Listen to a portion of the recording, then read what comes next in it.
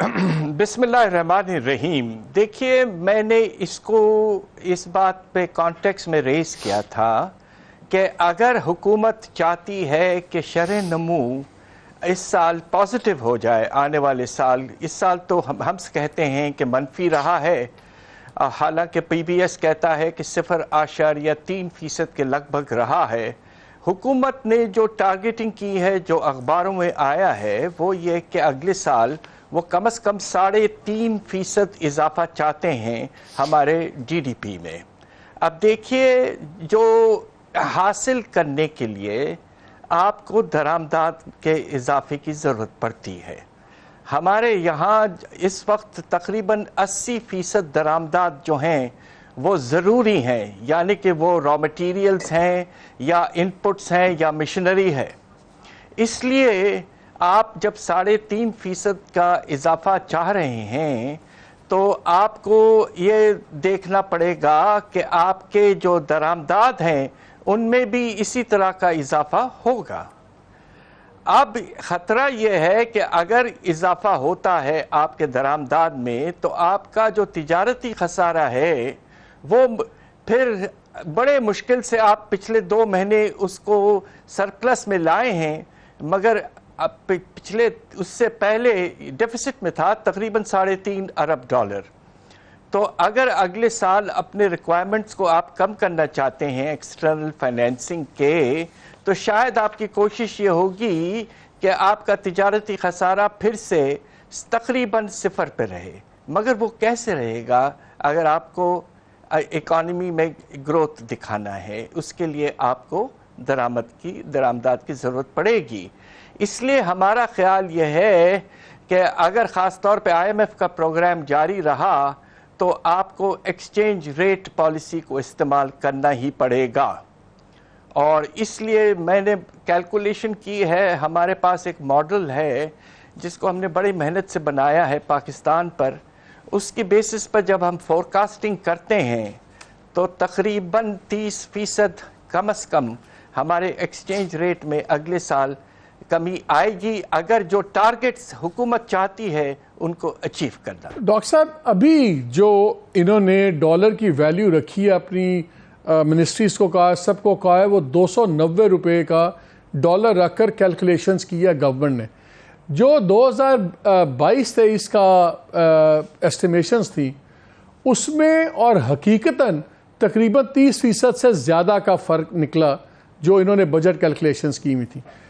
अगर 290 पे कैलकुलेशन करके सारी चीज़ें ये प्रोजेक्शन बन रही हैं और ये रुपया चला जाता है और नीचे चला जाता है, ये कुछ 350, 325, 350 पे चला जाता है, फिर तो पूरा बजट ही उल्टा हो जाएगा।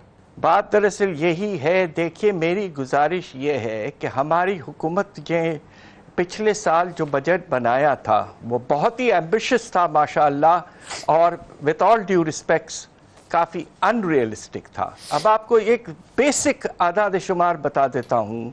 आप ये देखिए कि बजट का टारगेट जो था डेफिसिट का वो 4.9% था जीडीपी का, और होगा, इसके इम्कानात बहुत ज़्यादा हैं कि ये 7.6% पर चले जाएगा। यानी कि बजट के खसारे में टारगेट से 2300 अरब ज़्यादा, ऐसा बहुत कम होता है। और इसकी वजूहात ये हैं कि ये बजट टारगेटिंग में बड़े ऑप्टिमिस्टिक प्रोजेक्शंस कर देते हैं। उसी वक्त पिछले साल के बजट पेश करने के वक्त हमने ये कहा था कि एक्सचेंज रेट 186 जो आप ले रहे हैं ये बहुत ऑप्टिमिस्टिक है। और अभी देखिए, आप मार्केट में, ओपन मार्केट में फिर से ये 300 के ऊपर चले गया है और तकरीबन 308 रुपए तक जा चुका है।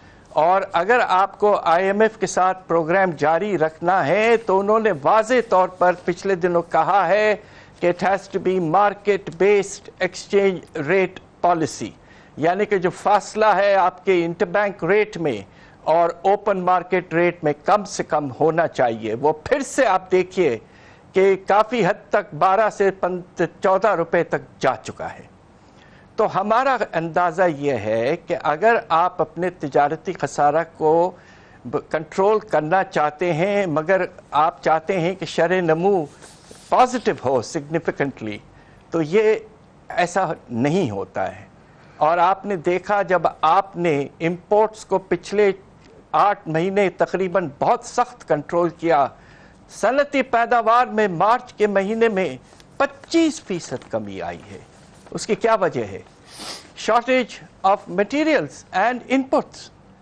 خاص طور پہ اب آپ دیکھیے ہمارا ٹیکسٹائل سیکٹر جو ایکسپورٹنگ سیکٹر ہے, ہمارا بیک بون ہے, وہاں آپ دیکھیے کہ کپاس کی پیداوار 40% سے زیادہ کم ہوئی آپ کے سیلاب کی وجہ سے, اور ابھی بھی آپ نے امپورٹس بڑھائی نہیں ہے کپاس کی, تو ہوگا کیا؟ ڈاکٹر صاحب مجھے ایک بات آنے بتائیں, والے مہینوں میں آپ کے پاس شارٹیج ہو جائے گی کپاس. میں ذرا ڈالر کو ایک سائڈ پہ کر لوں پہلے, بیکاز اطلاعات یہ آ رہی ہیں کہ جب آئی ایم ایف سے بات چیت چل رہی تھی تو آئی ایم ایف کا یہ مطالبہ تھا کہ جو اوپن مارکیٹ کا اور انٹر بینک کا فرق ہے یہ 2.5-3% سے زیادہ نہ ہو. ان لوگوں نے کہا کہ جی 5% تک ہم کر سکتے ہیں, اور پھر ہم نے دیکھا کہ اگلے دن ایک آرڈر بھی آیا, سرکولر نکلا کہ ایک وہ انٹر بینک پہ ہی کریڈٹ کارڈز کی پیمنٹ کریں بینکس وغیرہ, اور مارکیٹ میں روپیہ چڑھا تھوڑا سا, لیکن اب پھر چڑھ گیا ڈالر. ایک تو یہ بتائیں, یہ جو پچھلے کچھ دنوں سے ایک دن 2-3 روپے مارکیٹ اوپن مارکیٹ میں گرتا ہے, اگلے دن 4-5 روپے چڑھ جاتا ہے, اس کی کوئی لاجک ہے؟ جب آپ جیسے سینئر اکانومسٹ دیکھتے ہیں, کوئی لاجک ہے کہ سمپلی مارکیٹ میں لوگ کھیل رہے ہیں؟ جی کچھ حد تک آپ ٹھیک کہہ رہے ہیں کہ مارکیٹ میں اسپیکولیٹو ایکٹیویٹی انتہا پہ ہے, مگر باٹم لائن یہ ہے کہ آپ کے یہاں ڈالرز کی شدت سے کمی ہو چکی ہے. آپ کے ریزرو صرف 4 ارب ڈالر پہ موجود ہیں, اور اگر آپ نیٹ انٹرنیشنل ریزروز دیکھیں جس کو ہم ڈیفائن کرتے ہیں ریزروز مائنس لائبلٹیز, تو اس وقت آپ کے نیٹ انٹرنیشنل ریزروز منفی 14 ارب ڈالر ہیں. اور کسی وقت بھی اگر آپ کو لائبلٹیز میٹ کرنے پڑے تو یو ڈونٹ ہیو دا منی. تو ریالٹی یہ ہے کہ حالات حد سے زیادہ پریشان کن ہیں, مارکیٹ میں اسپیکولیٹو ایکٹیویٹی پیک پہ ہے, اور میرا خیال یہ کہ ایک تیسرا مارکیٹ بھی موجود ہے, اس لیے کہ اگر آپ اوپن مارکیٹ میں جا کر جو آفیشیل ریٹ وہ بتاتے ہیں اس پہ پیسے نہیں ملتے ہیں. یہ آپ کی بات ٹھیک ہے, دیکھیے مارکیٹ میں انسٹیبلٹی بہت زیادہ ہے. اس کے اچھا ڈاکٹر صاحب بتائیے, اور بات یہ ہے کہ آپ دوسری طرف اپنے جی میں صرف یہ کہنا چاہ رہا ہوں کہ انٹر بینک ریٹ کو with all due respects artificially control کر کے رکھا ہوا ہے. یہ نہ بالکل with all due respects. Doctor صاحب اب یہ بتائیں, اب ہمیں بڑے ہی وقت آ گیا ہے کہ بہت بڑے فیصلے کیے جائیں. جو ہمیں اطلاع ملی ہے وہ یہ بھی ہے کہ آئی ایم ایف یہ بھی چاہتا ہے کہ بھائی اگر آپ نے ہمارے سے بات چیت کرنی ہے اور آگے پالیسیز آپ نے کرنی ہے تو ہمیں کنٹینیوٹی آف پالیسیز کی گارنٹی کون دے گا. تو یہ گورنمنٹ تو 2.5 مہینے کی گورنمنٹ ہے, اگست میں انہوں نے چلے جانا ہے, 13 اگست کو ختم ہو جاتے ہیں اگر, تو یہ کنٹینیوٹی پھر کون دے گا؟ کیا جو سیریس ہے فوج دے سکتی ہے کہ ٹھیک ہے جو بھی گورنمنٹ آئے گی ہم اس پہ پریویل کریں گے؟ کیا وہ گارنٹی ایکسیپٹیبل ہوگی آئی ایم ایف کے لیے, انآفیشلی چاہے طور پہ ہو؟ دیکھیے بات یہ ہے کہ اس وقت آئی ایم ایف کا پروگرام جو ہے وہ جون 30 کو ختم ہو جائے گا. اگر ہم نئے پروگرام کی طرف جائیں گے, اور وہ بھی 3 سال کے لیے, عام طور پہ ایکسٹینڈڈ فنڈ فیسلٹیز 3 سال کے لیے ہوتے ہیں, تو آپ جو ہے اس پرابلم کو فیس کرنا پڑے گا کہ اس وقت کی جو حکومت ہے وہ اگلے 10 ہفتے کے لیے ہے. تو وہ کس طرح نئے پروگرام کو نیگوشیٹ کریں گے؟ اور امکانات یہ بھی ہیں کہ اس وقت اگر آپ گئے آئی ایم ایف کے پاس between end of June and middle of August, تو آئی ایم ایف شاید آپ سے یہ کہے گا کہ آپ ایک پولیٹیکل کنسنسس کروا کے آئے ہمارے پاس کہ ریفارمز کے ایجنڈا کی کمٹمنٹ کیا ہے, اور ہو سکتا ہے کہ ہم خود اپوزیشن پارٹی سے بات کرنا چاہیں گے. تو this is going to create a very difficult situation for the present government.